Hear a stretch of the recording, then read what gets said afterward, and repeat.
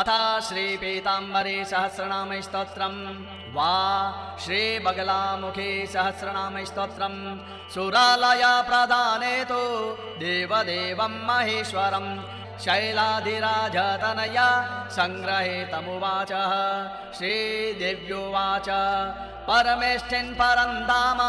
प्रधान परमेश्वर नाम्नां सहस्रं बगला मुख्याद्या ब्रूहि वल्लभ ईश्वर उवाच शृणुदेवे प्रवक्ष्यामि नामधेय सहस्रकं परब्रह्मास्त्र विद्यायाश्चतुर्वर्गफलप्रदम् गुह्याद्गुह्यतरं देवे सर्वसिद्धैकवन्दितम् अतिगुप्ततर विद्या सर्वतन्त्रेषु गोपिता विशेषतः कलियुगे महासिद्ध्योगदायिने गोपनीयं गोपनीयं गोपनीयं प्रयत्नतः अप्रकाश्यमिदं सत्यं स्वयोनिरिव शुभ्रते रोदिने विघ्नसङ्घानां मोहिने परयोषितां स्तम्भिने राजसन्याना वादिने परवादिनां पुरा चैकार्णवे घोरे काले परमभैरवः सुन्दरे सहितो देवः केशवः क्लेशनाशनः उर्गासनमासीनो योगनिद्रामुपागमत् निद्राकाले च ते काले मया प्रोक्तः सनातनः महास्तम्भकरं देवे स्तोत्रवाशतनामकं सहस्रनाम परमा वद देवस्य कस्यचित् श्रीभगवानुवाच शृणु शङ्कर देवेश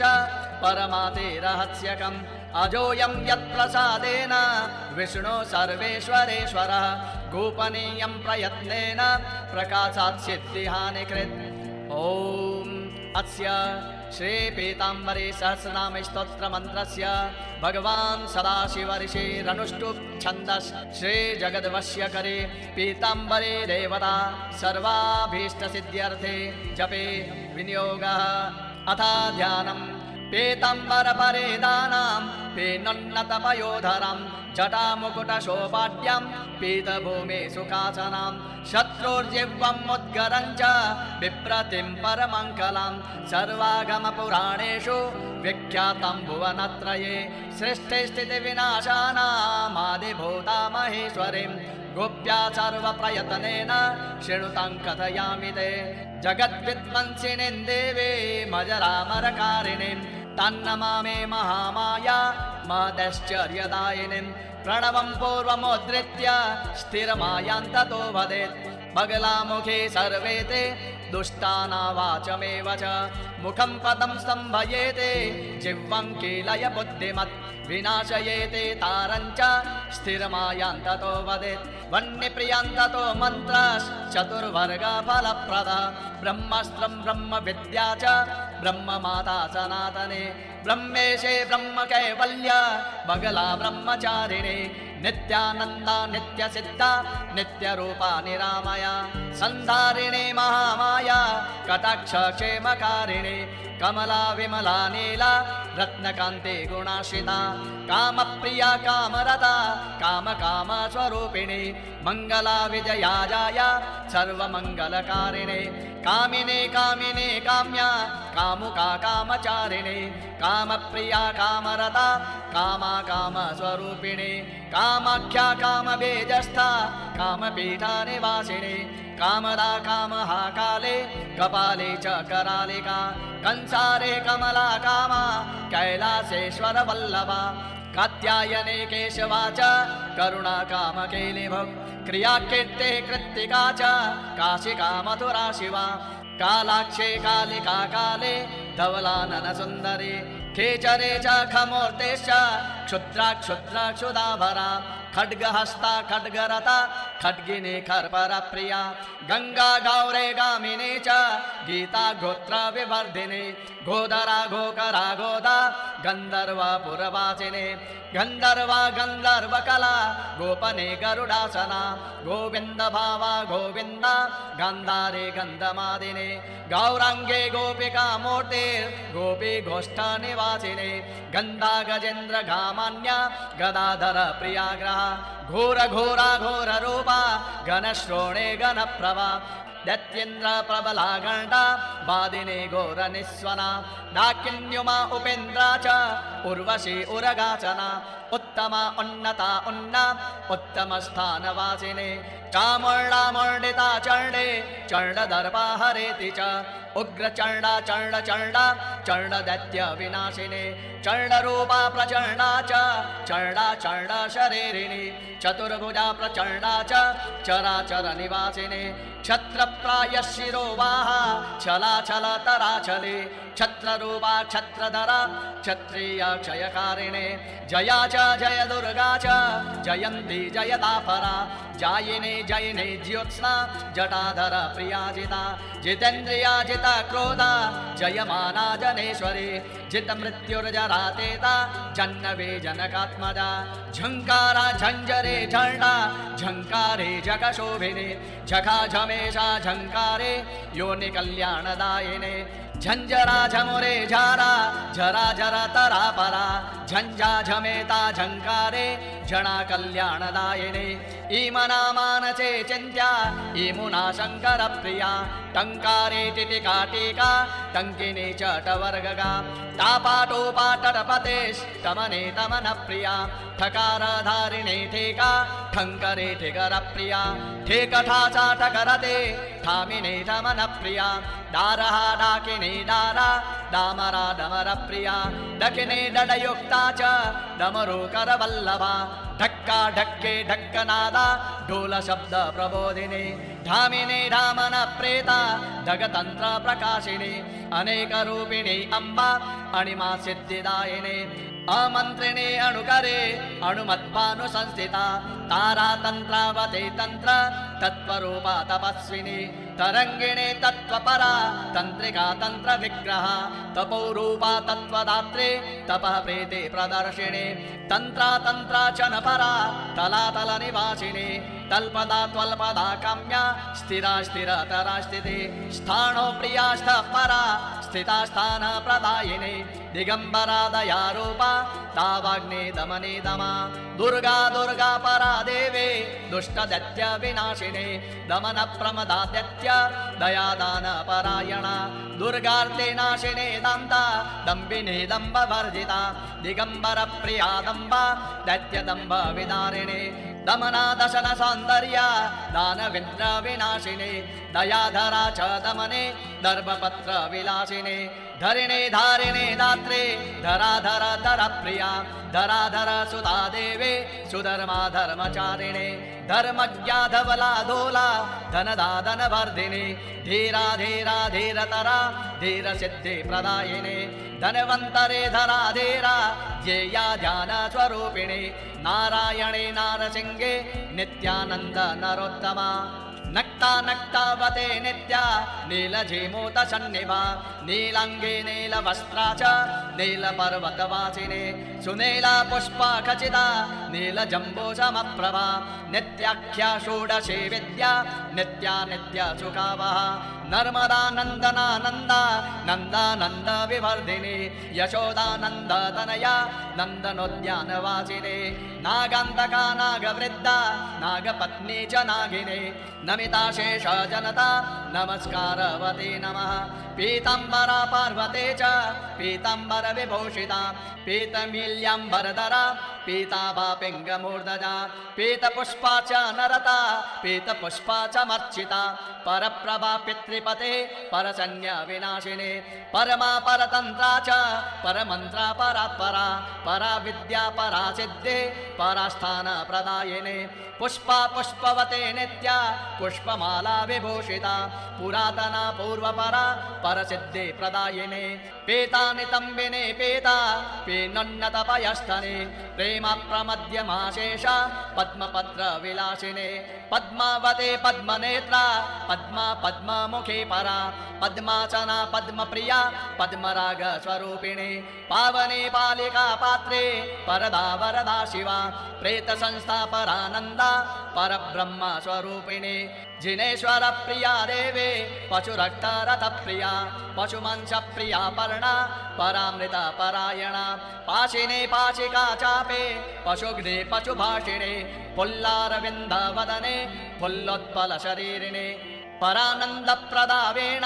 पशुपाच विनाशिने फूत्कारा फुत्करा फेणे फुल्लेन्दी वरलोचना फट्मन्त्रा स्फटिका स्वाहा स्फोटा च फट्स्वरूपिणे स्फाटिका घुटिका घोरा स्फटिकाद्रि स्वरूपिणे वरङ्गना वरदरा वाराही वाचुकी वरा बिन्दुस्ता बिन्दुनिवाणे बिन्दुचक्र निवासिने विद्याधरे विशालाक्षे काचिवासे जनप्रिया वेद विद्या विरूपाक्षे विश्वयुग बहुरूपिणे ब्रह्मशक्तिर्विष्णुशक्ति पंचभक्ता शिवप्रिया वैकुण्ठवासिनी देवे वैकुण्ठपददायिने ब्रह्मरूपा विष्णुरूपा परब्रह्म महेश्वरी भवप्रिया भवोद्भावा भवरूपा भवोत्तमा भवपारा भवदारा भाग्यवत्प्रियकारिणे भद्रा सुभद्रा भवदा शुम्भदैत्य विनाशिने भवानी भैरवे भीमा भद्रकाले सुभद्रिका भगिनी भगरूपा च भगमाना भगोत्तमा भगप्रिया भगवते भगवाचा भगाकरा भगश्रेष्ठा भाग्यवते भगरूपा भगासिने भगलिङ्गप्रिया देवे भगलिङ्गपरायणा भगलिङ्गस्वरूपा च भगलिङ्ग विनोदिने भगलिङ्गरता देवे भगलिङ्गनिवासिने भगमाला भगकला भगाधारा भगम्बरा भगवेगा भगाभूषा भगेन्द्रा भाग्यरूपिणे भगलिङ्गाङ्ग सम्भोगा भगलिङ्ग स्वभावः भगलिङ्ग समाधुर्या भगलिङ्ग निवेशिता भगलिङ्ग सुपूजा च भगलिङ्ग समन्विता भगलिङ्ग विरक्ता च भगलिङ्ग समाभृता माधवे माधवी मान्या मधुरा मधुमानिने मन्दहासा महामाया मोहिनी महदुत्तमा महामोहा महाविद्या महाघोरा महास्मृति मनस्विनी मानवदे मोदिनी मधुरानना मेनिका मानिनी मान्या मणिरत्न विभूषणा मल्लिका मौलिका माला मालाधर मदोत्तमा मदना सुन्दरी मेधा मधुमत्ता मधुप्रिया मत्तहंसा समुन्नासा मत्तसिंह महाचरी महेन्द्र वल्लभा भेमा मल्यञ्च मिथुनात्मजा महाकल्या महाकाले महाबुद्धिर्महोत्कटा माहेश्वरी महामाया महिषासुरघातिने मधुरा कीर्तिमत्ता च मत्तमातङ्गगामिने मदप्रिया माञ्चरता मत्तयुक्कामकारिणे मैथुन्य वल्लभा देवे महानन्दा महोत्सवा मरीचिर्मारतिर्माया मनोबुद्धि प्रदायिने मोहा मोक्षा महालक्ष्मीर्महत्पदप्रदायिने यमरूपा च यमुना जयन्ती च जयप्रदा याम्या यमवते युक्ता यदोकुल विवर्धिने रमा रामा रामपत्नी रत्नमाला रतिप्रिया रत्नसिंहासनस्था च रत्नाभरणमण्डिता रमणी रमणीया च रत्यारसपरायणा रतानन्दा रतवते रदूढङ्कुलवर्धिने रमणारे परिव्राज्या रैदारादेकरत्नजा रावे रसत्स्वरूपा च रात्रिराजा सुखावः ऋतुजा ऋतुधारिद्दा ऋतुरूपा ऋतुप्रिया रक्तप्रिया रक्तवते रङ्गिणी रक्तदन्तिका लक्ष्मीर्लज्जा लतिका च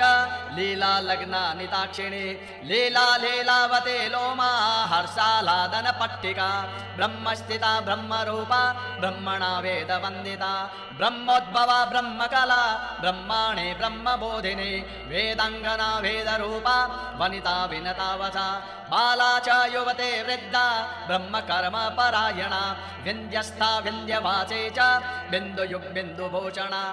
विद्यावते वेदधारे व्यापिका बर्हिणी कला वामाचार प्रिया वह्निर्वामाचार परायणा वामाचार रता देवी वामदेव प्रियोत्तमा बुद्धेन्द्रिया विबुद्धा च बुद्धाचरणमालिने बन्धमोचन कर्त्री च वारुणा वरुणालया शिवा शिवप्रिया शुद्धा शुद्धाङ्गी शुक्लवर्णिका शुक्लपुष्पप्रिया शुक्ला शिवधर्मपरायणा शुक्लस्था शुक्लिने शुक्ला रूप शुक्ल पशुप्रिया शुक्रस्था शुक्रिणे शुक्रा शुक्ररूपा च शुक्रिका षण्मुखे च षडङ्गा च षट्चक्र विनिवासिने षड्ग्रन्थियुक्ता षोडा च षण्माता च षडात्मिका षडङ्गा युवते देवे षडङ्ग प्रकृतिर्वशी षडानना षड्रसा च षष्ठे षष्ठेश्वरे प्रिया शङ्गवादा षोडशे च षोडन्या स्वस्वरूपिणे षट्चक्रभेदनकरे षट्चक्रस्थ स्वरूपिणे षोडशस्वरूपा च षण्मुखे षड्रतान्विता सनकादे स्वरूपा च शिवधर्मपरायणा सिद्धा सप्तस्वरे शुद्धा सुरमाता स्वरोत्तमा सिद्धविद्या सिद्धमाता सिद्धा सिद्धस्वरूपिणी हरा हरिप्रिया हारा हरिणेहारयुक्तता हरिरूपा हरिदारा हरिणाक्षे हरिप्रिया हेतुप्रिया हेतुरता हिता हितस्वरूपिणी क्षमा क्षमावते क्षेता क्षुद्रघण्डा विभूषणा क्षयङ्करे क्षितेशा च क्षीणमद्य सुशोभना अजानन्ता अपर्णा च अहल्याशेषशायिने स्वान्तर्गता च साधूनां मन्तरानन्तरूपिणे अरूपा अमला चार्धा अनन्ता गुणशालिने स्वविद्या विद्यका विद्या विद्याचार्विन्दलोचना अपराजिता जातवेदा अजपा अमरावती अल्पा स्वल्पा अनल्पाद्या अणिमा सिद्धिदायिने अष्टसिद्धे प्रदा देवे रूपलक्षण संयुता अरविन्दमुखा देवे भोगसख्य प्रदायिने आदिविद्या आदिभूता आदिसिद्धि प्रदायिने शीत्काररूपिणे देवे सर्वासन विभूषिता इन्द्रप्रिया च इन्द्राणे इन्द्रप्रस्थनिवासिने इन्द्राक्षे इन्द्रभद्रा च इन्द्रमध्योक्षणे तथा ईलाकामनिवासा च ईश्वरीश्वरवल्लभा जननी चेश्वरी दीना वेदा चेश्वर कर्मकृत् उमा कात्यायने ऊर्ध्वा मीनाच्योत्तरवासिने उमापति प्रिया देवे शिवा चोङ्काररूपिणे उरगेन्द्र शिरो रत्ना उरघोरगवल्लभा उद्यानवासिने माला प्रशस्त मणिभूषणा ऊर्ध्वदन्तोत्तमङ्गे च उत्तमा चोर्ध्वकेशिनी उमा सिद्धे प्रदाया च उर्गासन संस्थिता ऋषिपुत्रे ऋषिच्छन्दा रिद्धिसिद्धे प्रदायिने उच्चवत्सव सीमन्ता कामिका च गुणान्विता एला एकार विद्या च एणी विद्याधरा तथा ओङ्कार वलयोपेता ओङ्कार परमा कला ॐ वद वदवाणी च ओङ्काराक्षरमण्डिता ऐन्द्रे कुलशहस्ता च ॐ लोकपरवासिने ओङ्कारमध्यबीजा च ॐ नमो रूपधारिणे परब्रह्मस्वरूपा च अंशुकांशुकवल्लभा ओङ्कारा अपडमन्त्रा च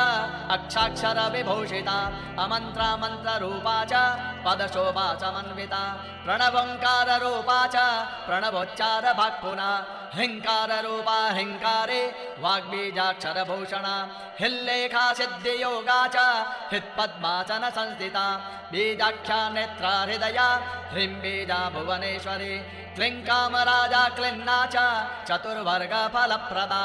क्लीं क्लीं क्लीं रूपिका देवी क्लीं क्लीं क्लीं नामधारिणी कमला शक्तिबीजा च पाशाङ्कुश विभूषिता शिं शिङ्कारा महाविद्या श्रद्धा श्रद्धावती तथा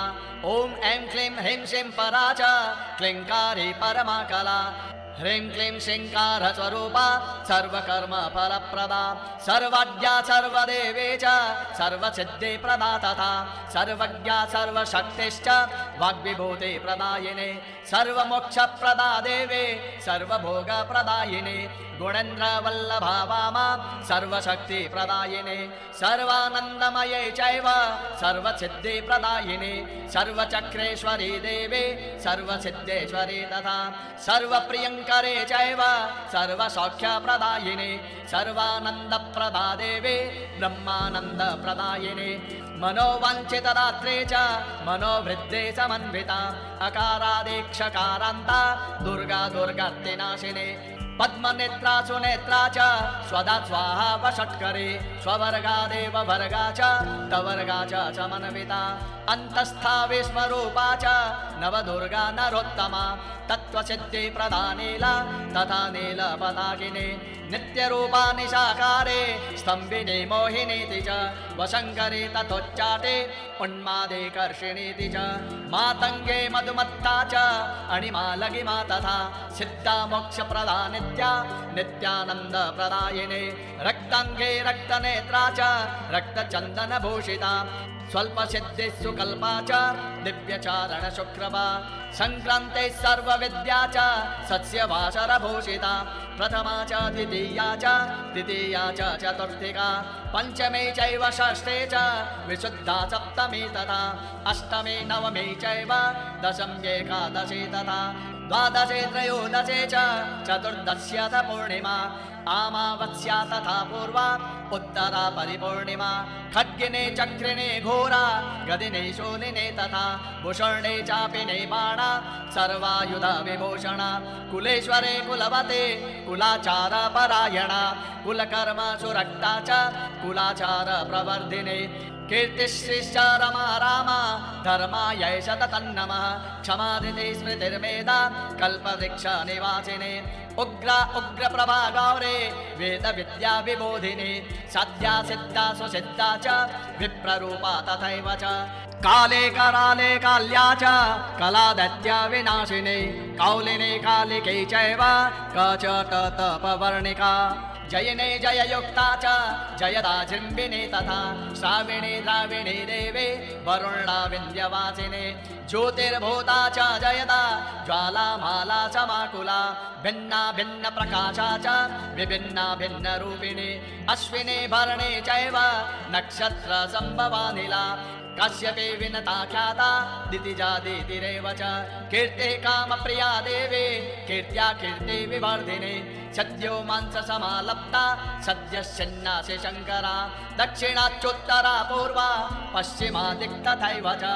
अग्ने नर्ऋति वायव्या ईशान्या दिक् तथा स्मृता ऊर्ध्वाङ्गाधोगता श्वेता कृष्णा रक्ता च पीतका चतुर्वर्गा चतुर्वर्णा चतुर्मात्रात्मिकाक्षरा चतुर्मुखे चतुर्वेदा चतुर्विद्या चतुर्मुखा चतुर्गणा चतुर्माता चतुर्वर्ग फलप्रदा दात्रे विदात्रे मिथुना नारे नायकवासिने सुरामुदा मुदवते मोदिने मेनकात्मजा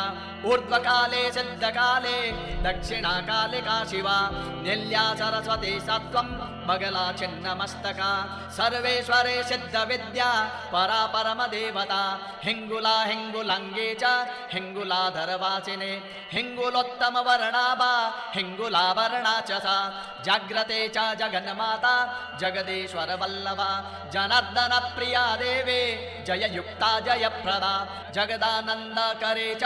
जगदालादकारिणे ज्ञानदानकरे यज्ञा जानकी जनकप्रिया जयन्ते जयदा नित्या ज्वलदग्नि समप्रभा विद्याधरा च बिम्बोष्ठे कैलासाचलवासिने विभवा वडभाग्निश्च अग्निहोत्र फलप्रदा मन्त्ररूपा परा देवे तथैव गुरुरूपिणी गया गङ्गा गोमते च प्रभासा पुष्करापि च विन्ध्याचलरता देवे विन्ध्याचलनिवासिनी बहु बहु सुन्दरी च कंसासुरनिवासिनी शूलिने शूलहस्ता च भद्रा भद्रहरापि च दुर्गा शिवा शान्तिकरे ब्रह्माणे ब्रह्मणप्रिया सर्वलोकप्रणेत्रे च सर्वरोगहरापि च मङ्गला शोभना शुद्धा निष्कला परमाकला विश्वेश्वरे विश्वमाता ललिता वसितानना सदाशिवा उमाक्षेमा चण्डिका चण्डविक्रमा सर्वदेवामये देवे सर्वागमभयापहा ब्रह्मेश विष्णो नमिता सर्वकल्याणकारिणी योगिनी योगमाता च योगीन्द्र हृदयस्थिता योगिजाया योगवते योगीन्द्रानन्द योगिनी इन्द्रादे नमिता देवे